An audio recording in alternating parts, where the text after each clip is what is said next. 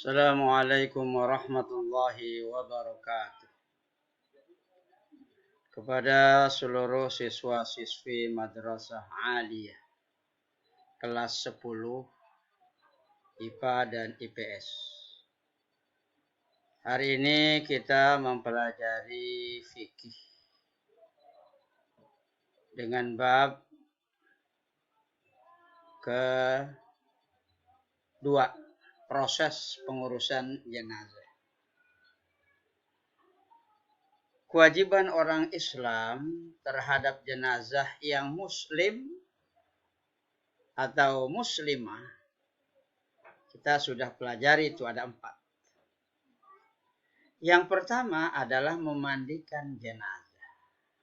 Mandiin karena dia udah nggak bisa mandi sendiri, memandikan jenazah. Yang kedua, mengkafani jenazah. Ya, pakai kain kapan. Dia bungkus pakai kain kapan. Yang ketiga, menyolatkan jenazah.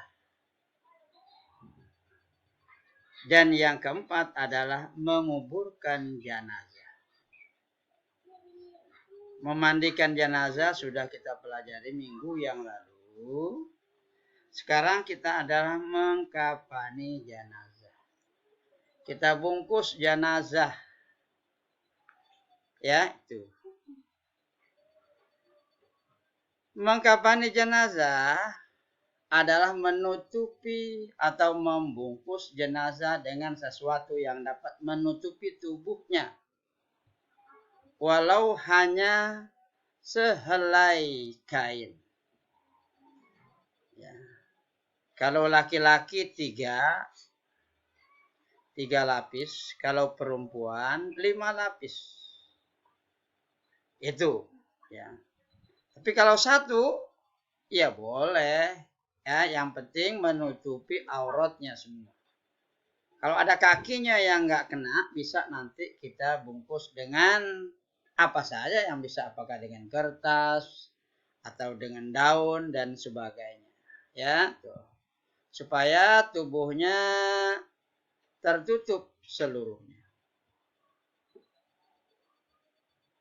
Hukum mengkafani jenazah muslim ya yang bukan mati syahid adalah fardu kifayah. Fardu kifayah seorang di satu daerah, 1 orang yang menyelenggarakan, yang lainnya itu tidak berdosa.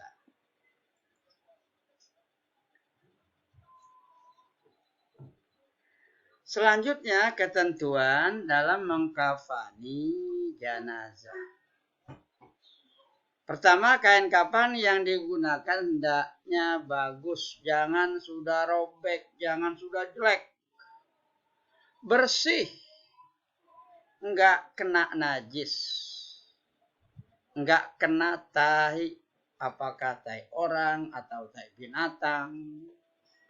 Ya, itu bersih semuanya tuh. Ya, kain kapannya dalam keadaan bersih dan menutup seluruh tubuhnya. Ya. Ini dalam hadis ada idza wali ahadukum akhahu falyuhsin kafanahu. Yang artinya jika salah seorang di antara kamu menyelenggarakan jenazah saudaranya, hendaklah ia memilih kain kapan yang baik. Bukan kain kapan yang sudah lama ditaruh, sudah jelek. Ya, cari yang paling bagus, yang paling baik. Yang kedua, ya, kain kapan hendaknya berwarna putih. Berwarna putih. Ada yang di depannya nanti dipakai yang hijau. Ya, ada. Tapi kain kapan hendaknya berwarna putih.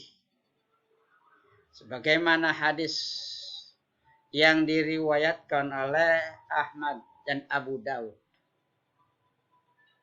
Albisu min siyabikum albayadha fa innaha min khairi thiyabikum wa kaffinu fiha mautakum. Pakailah di antara pakaian-pakaianmu yang putih warnanya. Karena itu merupakan pakaian yang terbaik. Dan kapanilah dengan itu jenazah-jenazah. Pakaian yang terbaik adalah pakaian yang berwarna putih. Ya, seperti kamu hari Senin itu berpakaian putih-putih. Bajunya putih, celananya putih.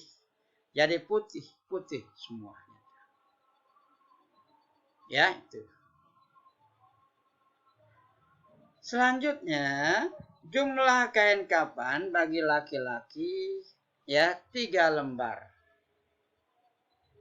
Sedangkan perempuan itu 5 lembar.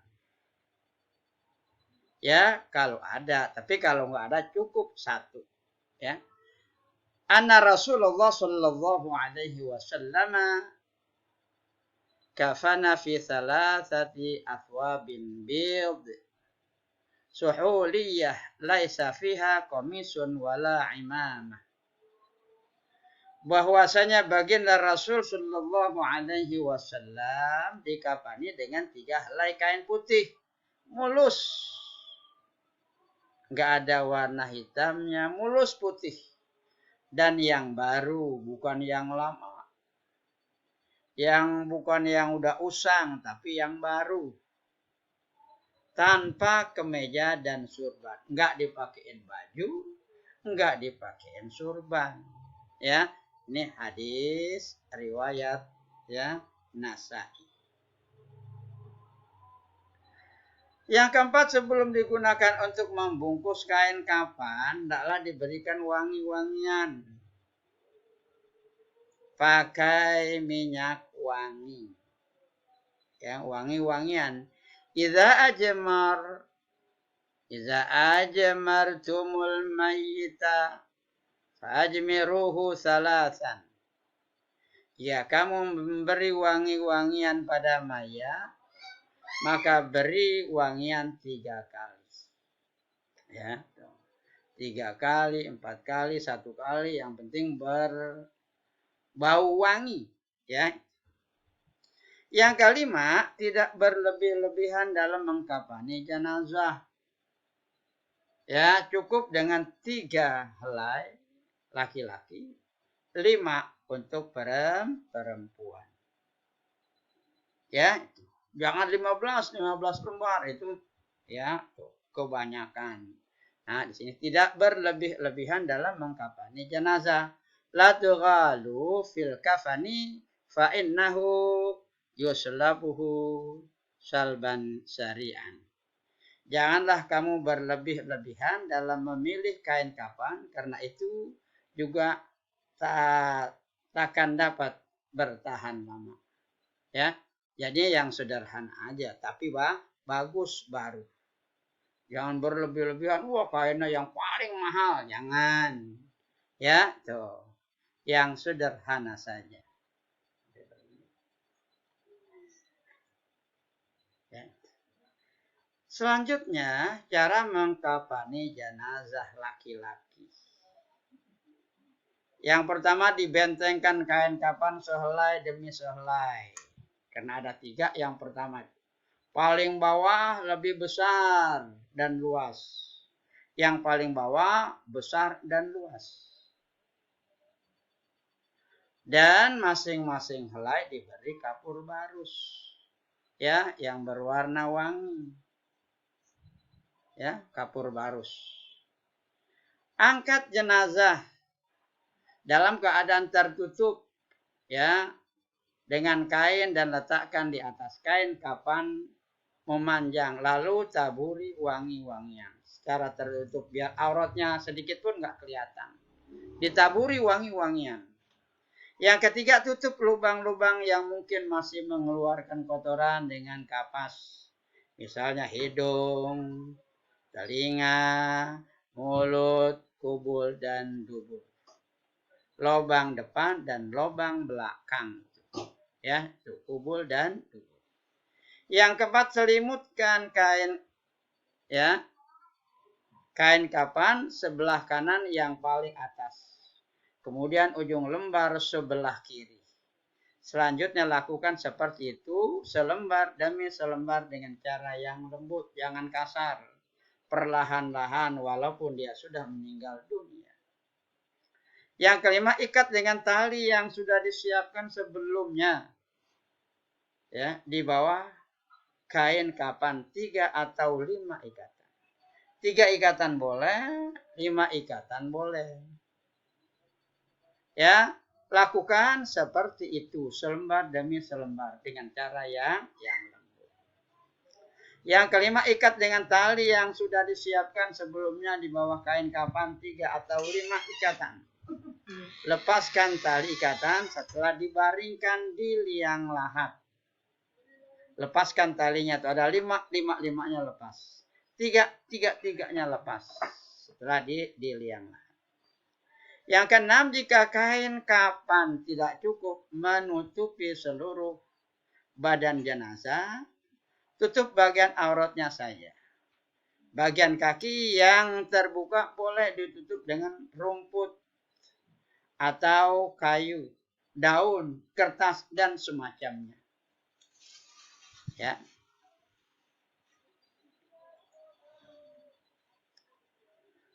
Selanjutnya,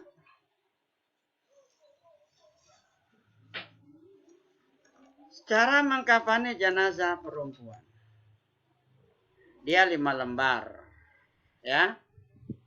Susun kain kapan yang sudah dipotong-potong untuk masing-masing bagian dengan tertib. Setelah itu angkat jenazah dalam keadaan tertutup dengan kain dan letakkan atas kain kapan sejajar. Serta taburi wangi-wangian atau dengan kapur barus. Mau diangkat, sudah dimandikan, digosok semua, udah kering itu semua diangkat, tapi semua ditutupin tuh jenazahnya.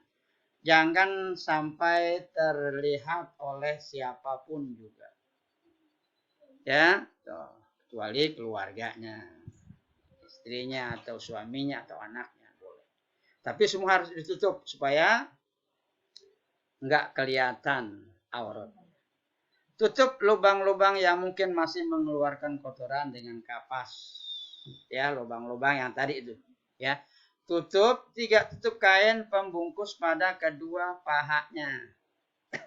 Yang keempat, pakaikan sarung, cukup disobek tanpa dijahit. Nggak pakai dijahit, cukup disobek aja, dirobek saja tanpa dijahit. Yang kelima, pakaikan baju kurungnya. Ya, cukup disobek aja, tidak pakai dijahit baju kurungnya.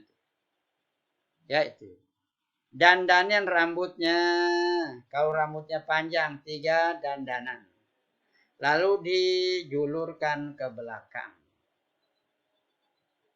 Ya, seterusnya pakai, kalau dulu namanya bergok. Pakai tutup kepala. Kepalanya ditutup.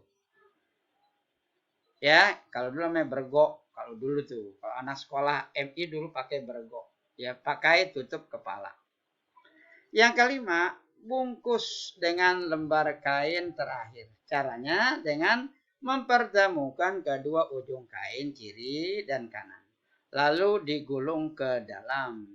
Setelah itu, ikat bagian bawah kain kapan 3 atau 5 ikatan. Lepaskan ikatannya setelah diletakkan di dalam lubang liang lahat. Sama seperti yang tadi yang laki itu. Ya, kalau udah di liang lahat, dibuka tuh. Ikatannya ada 5-5-nya dibuka. Ikatannya ada 3, 3-3-nya dibuka. Ya, nah setelah itu nanti ya baru mengenai ya menyolatkan. Ya, menyolatkan jenazah. Nah, di sini ada tugas. Tugas kamu carilah tata cara sholat jenazah dan tata cara menguburkan jenazah. Tulis di buku tulis, difoto, dan dikirim ke email. Terima kasih.